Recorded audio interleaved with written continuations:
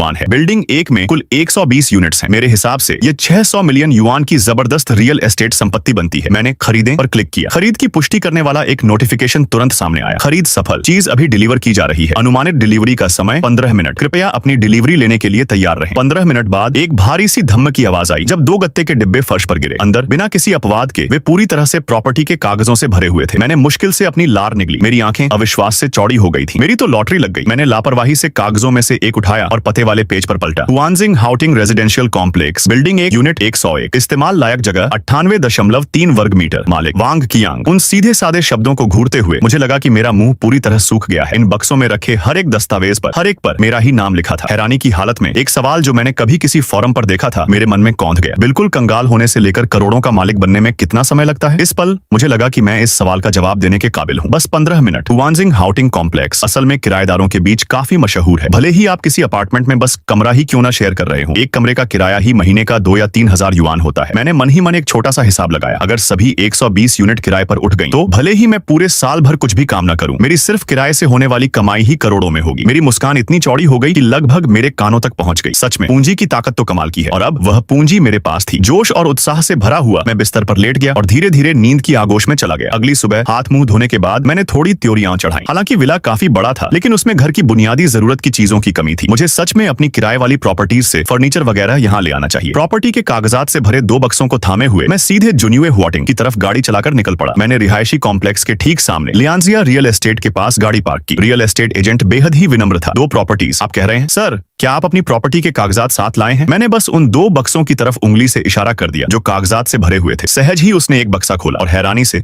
उसका मुंह खुला का खुला रह गया। क्या ऐसा हो सकता है कि ये दोनों ही बक्से प्रॉपर्टी के कागजात से भरे हुए हैं? फिर पलक झपकते ही उसे पूरी बात समझ में आ गई। क्या आप मिस्टर वांग हैं, वही सज्जन जिन्होंने पूरी की पूरी 2 अपार्टमेंट बिल्डिंग्स खरीदी हैं? आज सुबह तक यह खबर इस पूरे जिले की सभी रियल एस्टेट एजेंसियों में जंगल की आग की तरह फैल चुकी थी। हर एजेंट इस रहस्यमयी मिस्टर वांग से संपर्क करने के लिए बेताब था, और अब वही आदमी ठीक उसकी आंखों के सामने खड़ा था। मैंने धीरे से सिर हिलाया और जवाब दिया, बिल्कुल सही, मैं ही हूँ। अगर मैं ये सभी यूनिट्स किराए पर चढ़ा पाया तो सिर्फ कमीशन से ही मुझे जबरदस्त फायदा होगा। जैसे ही यह विचार एजेंट के मन में आया, उसके चेहरे पर जबरदस्त उत्साह झलकने लगा। इन सभी यूनिट्स को किराए पर चढ़ाने में कितना समय लगेगा? मैंने पूछा। एजेंट अचानक से हकीकत की दुनिया में लौट आया। मिस्टर वांग, ये तो बहुत बड़ी लिस्टिंग है, मुझे जाकर अपने मैनेजर को बुलाना पड़ेगा। जैसे ही वह बोल रहा था, वह मैनेजर के ऑफिस में भागा और चिल्लाया, मैनेजर जो। मैनेजर जो ने झुंझलाहट में अपनी भौहें सिकोड़ी। क्या बात है, क्या तुम्हें दिखता नहीं कि मैं फोन पर हूँ? मैनेजर जो, मिस्टर वांग यहाँ है क्या? मिस्टर वांग, मिस्टर ली, क्या बस इसी बात के लिए इतना हंगामा? वह अभी अपनी डांट जारी रखने ही वाला था कि अचानक उसके दिमाग में कुछ कौंधा। क्या तुमने कहा वही मिस्टर वांग जिन्होंने वे 2 इमारतें खरीदी थी? मैनेजर जो ने जोर से फोन पटका और रिसेप्शन एरिया की ओर भागा। उसकी नजरें मेरे प्रॉपर्टी के कागजों के 2 बक्सों पर टिकी थीं और उसकी आंखों में जबरदस्त उत्सुकता झलक रही थी। मिस्टर वांग, नमस्कार, मैं यहाँ का मैनेजर हूँ, प्लीज मुझे बस छोटा जो कहकर बुलाइए। मैंने सिर हिलाया और कहा, अगर आप इन यूनिट्स को जितनी जल्दी हो सके किराए पर चढ़ा दें तो मैं आप लोगों को उन सभी की एक्सक्लूसिव लिस्टिंग दे दूंगा। मैनेजर जो का उत्साह तुरंत आसमान छूने लगा। अपनी छाती ठोकते हुए उसने यकीन दिलाया, मैं आपको गारंटी देता हूँ मिस्टर वांग, कोई भी आपके लिए हमसे बेहतर काम नहीं करेगा। क्या आप मेरे साथ एक कैजुअल खाने पर चलना चाहेंगे? मैंने मना करते हुए हाथ हिलाया। कोई जरूरत नहीं, मैंने कहा, मुझे अभी भी सामान शिफ्ट करना है। मैनेजर जो एक पल के लिए हैरान रह गया, फिर तुरंत उसने चापलूसी वाला लहजा अपना लिया। ये काम हम पर छोड़ दीजिए मिस्टर वांग। अपार्टमेंट कॉम्प्लेक्स पहुंचने पर, खासकर 17वीं मंजिल पर, उस यूनिट के दरवाजे पर जिसे मैंने किराए पर लिया था, मैं यह देखकर हैरान रह गया कि मेरा सारा सामान बेदर्दी से बाहर फेंक दिया गया था। मैंने दरवाजा खोला और देखा कि मकान मालकिन किसी नए किराएदार को वह जगह दिखा रही थी। मैंने दरवाजे पर बिखरे अपने सामान को देखा और एक ठंडी व्यंग्य भरी मुस्कान दी। इस बीच मकान मालकिन के चेहरे पर पूरी तरह से तिरस्कार का भाव था। तो तुम वापस आ गए, बहुत बढ़िया, अपने कबाड़ का यह ढेर उठाओ और दफा हो जाओ। मैंने शांत होकर कहा, मेरा मानना है कि हमारा लीज एग्रीमेंट अभी 6 दिन और चलेगा, है ना? इस तरह मेरा सामान बाहर फेंकना ये कॉन्ट्रैक्ट का साफ साफ उल्लंघन है। मकान मालकिन ने अपने हाथ अपनी कमर पर रख लिए। तो क्या हुआ अगर मैंने कॉन्ट्रैक्ट तोड़ दिया? तुम इसके बारे में क्या कर लोगे? ठीक उसी समय मैनेजर जो दरवाजे से अंदर आए। जैसे ही मकान मालकिन ने मैनेजर जो को देखा, उनका चेहरा पीला पड़ गया। चूंकि प्रॉपर्टी एक एक्सक्लूसिव एजेंसी एग्रीमेंट के तहत थी, संभावित किराएदारों को यूनिट दिखाना और इसे निजी तौर पर किराए पर देने की कोशिश करना, इसका मतलब था कि उन पर कॉन्ट्रैक्ट तोड़ने के लिए भारी जुर्माना लगेगा। मैनेजर जो का चेहरा सख्त हो गया। मैडम, आपको अपनी जबान पर काबू रखना चाहिए। ये सज्जन हमारे मुख्य क्लाइंट्स में से एक है, मिस्टर वांग, जो 120 प्रॉपर्टीज के मालिक हैं। मकान मालकिन को बिल्कुल भी यकीन नहीं हुआ। आपको जरूर कोई गलतफहमी हुई है। ये तो बस एक मामूली किराएदार है। प्रॉपर्टी के कागजात के बारे में हमें गलतफहमी कैसे हो सकती है? हम उन्हें अपने साथ यहीं लाए हैं। मकान मालकिन यह समझ नहीं पा रही थी कि इतना अमीर आदमी फिर भी किराए पर क्यों रहेगा। एक पल के लिए वह थोड़ी सहम गई और हकलाते हुए माफी मांगी। मुझे बहुत अफसोस है मिस्टर वांग, ये सब बस एक गलतफहमी थी। अब तुम इसे गलतफहमी कह रही हो? मैंने एक और ठंडी व्यंग्य भरी मुस्कान दी। तुम्हें कॉन्ट्रैक्ट तोड़ने का जुर्माना देना ही पड़ेगा, इसमें कोई शक नहीं है। इसके अलावा मेरे निजी सामान को नुकसान पहुंचा है। अब हम कोर्ट में मिलेंगे। मकान मालकिन ऐसी लग रही थी जैसे उस पर बिजली गिर गई हो। उसे समझ नहीं आ रहा था कि बात यहाँ तक कैसे पहुंच गई। मिस्टर वांग, अगर मैं आपको दुगुना मुआवजा दूं तो कैसा रहेगा? क्या यह ठीक रहेगा? मैंने कहा ना कि मैं यह मामला कोर्ट में ले जा रहा हूँ। क्या यह साफ है? मैंने अपना सिर हिलाया। क्या मैं ऐसा दिखता हूँ जिसके पास पैसों की कमी हो? फिर मैंने मैनेजर जो की तरफ हल्की सी नजर डाली। मैनेजर जो मुस्कुराए और सिर हिलाया। आप निश्चिंत रहें, मुझे रियल एस्टेट से जुड़े ऐसे मामलों को संभालने का काफी अनुभव है। जब तक मैंने अपना सारा काम निपटाया तब तक दोपहर के 3 बज चुके थे। मैंने जल्दी से अपना सामान समेटा और तांगपिन विला लौट आया। जैसे ही मैं सोच रहा था कि शाम को क्या करूं, तभी दरवाजे की घंटी बजी। मैंने दरवाजा खोला तो देखा कि एक आदमी, शायद 50 साल का, एकदम साफ सुथरे बेहतरीन ढंग से सिले हुए सूट में, हाथ में एक गिफ्ट बॉक्स लिए खड़ा है। थोड़ा हैरान होकर मैंने पूछा, क्या मैं पूछ सकता हूँ कि आप कौन हैं सर? नमस्ते, मैं ये फऊ हूँ, विला नंबर 2 का बटलर, जो ठीक आपके सामने है। मेरी मालकिन को पता चला कि कोई नया पड़ोसी रहने आया है, इसलिए उन्होंने खास तौर पर मुझे भेजा है ताकि मैं उनकी तरफ से शिष्टाचार भेंट कर सकूं। यह सुनकर मैंने सामने का दरवाजा पूरी तरह खोल दिया। आपकी मालकिन सचमुच बहुत नेक दिल है। मेरा नाम वांग कियांग है। कृपया अंदर आइए सर। संपर्क विवरण साझा करने और गिफ्ट देने के बाद वह बुजुर्ग बटलर खड़ा हुआ और विदा ली। मैंने उसे जाते हुए देखा। विला नंबर 2 है ना? ये अमीर लोग सचमुच बड़े दिलचस्प होते हैं। फिर मैंने उस शानदार गिफ्ट बॉक्स को खोला। एक रेड वाइन की बोतल सामने आई जिसका लेबल समय के साथ थोड़ा पीला पड़ गया था। रोमांटिक तांगदी 1990। अरे वाह, ये वाइन की बोतल 1990 की है। जब रेड वाइन की बात आती है तो यह खास विंटेज वाइन का राजा माना जाता है। मुझे इसके बारे में थोड़ी बहुत जानकारी है। इस एक बोतल की कीमत आसानी से 3 लाख से ज्यादा होगी। पहली ही मुलाकात पर इतना कीमती गिफ्ट देना, क्या सचमुच अमीर होने का यही मतलब है? इस बीच मैं इस बात से पूरी तरह बेखबर था। विला नंबर 2 की मालकिन ठीक उसी पल मुझे किसी बड़े और अमीर खानदान का वारिस समझ रही थी। किसी बाहरी व्यक्ति के लिए, किसी नौजवान अय्याश से जान पहचान बढ़ाने के लिए 3 लाख खर्च करना पूरी तरह से बेतुका लगेगा, लेकिन उसकी नजरों में शाम के 7 बजे बजने वाले थे। यह एक ऐसा सौदा था जिसमें नुकसान की गुंजाइश बिल्कुल भी नहीं थी, पक्का मुनाफा। मैं अभी अभी ऑनर ऑफ किंग्स के कुछ राउंड खेलने के लिए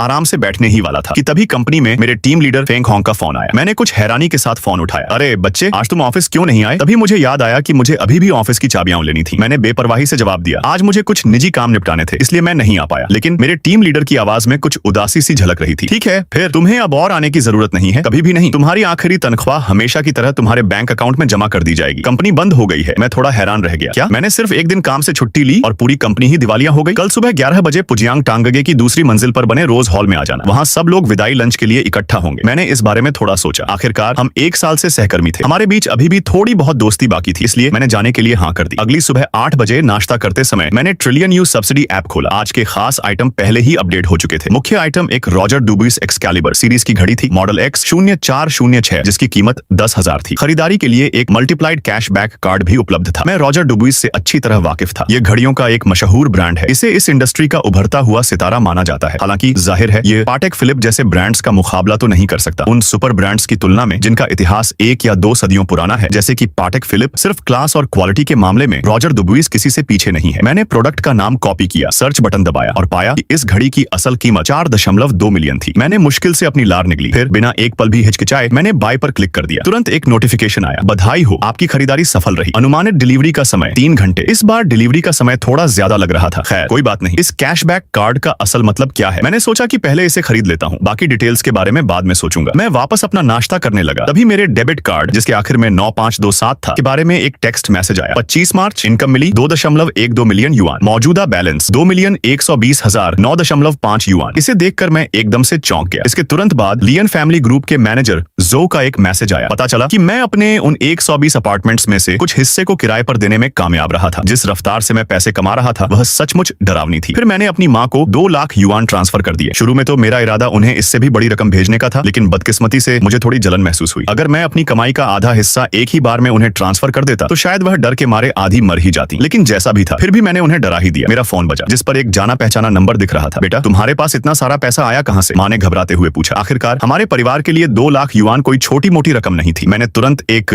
बहाना सोच लिया। माँ, यह वह पैसा है जो मैंने और मेरे दोस्त ने उस कंपनी से कमाया है जिसे हमने नए साल से पहले शुरू किया था। यह कंपनी के मुनाफे में मेरा हिस्सा है। मैंने अपने लिए कुछ हिस्सा रख लिया है। बाकी का पैसा आप और पिताजी क्यों नहीं ले लेते, ताकि आप अपनी जीवन शैली को और बेहतर बना सकें? यह सुनकर मेरी माँ ने राहत की सांस ली। तुम्हारे पिताजी और मेरे पास खर्च करने के लिए काफी पैसा है। तुम्हें ये 2 लाख अपने पास ही रखने चाहिए। इन्हें तब के लिए बचाकर रखो जब तुम्हें शादी का खर्च उठाना पड़े और अपनी पत्नी को घर लाना हो। मैंने अपनी माँ से लगभग 20 मिनट तक बातचीत की। ठीक उसी समय मेरे फोन पर एक नोटिफिकेशन आया। मैंने कॉल काट दिया। नोटिफिकेशन, कैशबैक रिवॉर्ड कार्ड आपके अकाउंट में जमा कर दिया गया है। विवरण, कृपया इन्वेंट्री इंटरफेस देखें। मैंने उसे खोलने के लिए टैप किया और विवरणों को ध्यान से देखा। विस्तृत विवरण, एक्टिवेट करने पर आपकी अगली खरीदारी पर मूल राशि का 10 गुना तक कैशबैक रिवॉर्ड मिलेगा। मेरी आंखें तुरंत चमक उठी। अभी सुबह के 10 बजे में कुछ घंटे बाकी थे। मैं पहले कुछ कपड़े खरीदने जाता हूँ, मैंने तय किया। मैं सीधे प्लेटिनम प्लाजा की ओर चल पड़ा। मैं सीधे अरमानी बुटीक की ओर गया। एक भड़कीला चिकने बालों वाला आदमी जिसने एक मोटी सोने की चेन पहन रखी थी, वहाँ एक युवती के साथ मौजूद था। उन दोनों ने मुझे ऊपर से नीचे तक घूरा। तुम लोग यहाँ अरमानी में किस तरह का काम चला रहे हो? तुम एक ऐसे बच्चे को जिसने सड़क किनारे की सस्ती दुकानों वाले फटे पुराने कपड़े पहने हैं, सीधे अंदर आने कैसे दे सकते हो? सेल्स एसोसिएट ने मेरी ओर अजीब सी शर्मिंदगी के भाव से देखा। साफ जाहिर था कि वह मन ही मन बिल्कुल यही सोच रही थी। फिर भी उसने मुझे सामान दिखाना शुरू किया। आपके स्टोर में ऐसे कौन से आइटम हैं जिन्हें आप अपने प्रमुख प्रोफेशनल वियर पीस मानते हैं? मैंने पूछा। सेल्स एसोसिएट ने तुरंत जवाब दिया, सर, यहाँ आपके सामने जो भी आइटम डिस्प्ले पर लगे दिख रहे हैं, वे सभी हमारे मौजूदा सीजन के कलेक्शन के मुख्य पीस हैं। इससे पहले कि वह अपनी बात पूरी कर पाती, मैंने हाथ हिलाकर उसे रोक दिया। ठीक है, बस बहुत हुआ, ये सब पैक कर दो। ये शब्द सुनकर सेल्स वुमन हक्की बक्की रह गई। सर, क्या आप पक्का कह रहे हैं? हमारे बगल में खड़ा वह ताना मारने वाला नौजवान मजाक उड़ाते हुए बीच में बोल पड़ा। इसे सच में लगता है कि यह कोई भगवान है। ठीक है, तो बस ये पक्का कर लेना कि जब पैसे देने का समय आए तो तुम सच में पैसे निकाल पाओ। मैंने उस नौजवान की बातों को पूरी तरह से नजरअंदाज कर दिया। मैंने बेपरवाही से पास में रखे चमड़े के जूतों के 2 जोड़े की तरफ इशारा किया। इन्हें भी पैक कर दो, मैं कार्ड से पेमेंट करूंगा। आसपास खड़े ग्राहक हैरानी से देखे बिना नहीं रह पाए। सेल्सवुमन कार्ड टर्मिनल ले आई। एक बीप की आवाज के साथ पेमेंट सफलतापूर्वक हो गया। वह नौजवान पूरी तरह से हक्का बक्का रह गया। उस पल उसके चेहरे के हाव भाव जितने अजीब हो सकते थे उतने ही अजीब थे। उसने मान लिया था कि मैं सिर्फ बड़ी बड़ी बातें करने वाला लेकिन कुछ न करने वाला टाइप का इंसान हूँ। उसे जरा भी उम्मीद नहीं थी कि मेरे पास सच में इतना पैसा होगा कि मैं अपनी बातों को सच साबित कर सकूं। इसी बीच मेरे फोन पर एक नोटिफिकेशन आया, बधाई हो, आपको 6 गुना कैशबैक मिला है। अंदर ही अंदर मैं खुशी से फूला नहीं समा रहा था। मैंने उस नौजवान की तरफ तिरछी नजर से देखा। तभी मेरे पीछे से एक आवाज आई, मिस्टर वांग, आप यहाँ क्या कर रहे हैं? जो व्यक्ति आया था वह कोई और नहीं बल्कि विला नंबर 2 का बटलर सुनफू था। उस नौजवान की आंखें चमक उठी। उसने सुनफू का स्वागत बहुत ही चापलूसी भरे अंदाज में किया। मिस्टर सुन, मैं फ्यूमिंग सीमेंट से छोटा झाऊ हूँ। सुनफू ने एक पल के लिए सोच में पड़कर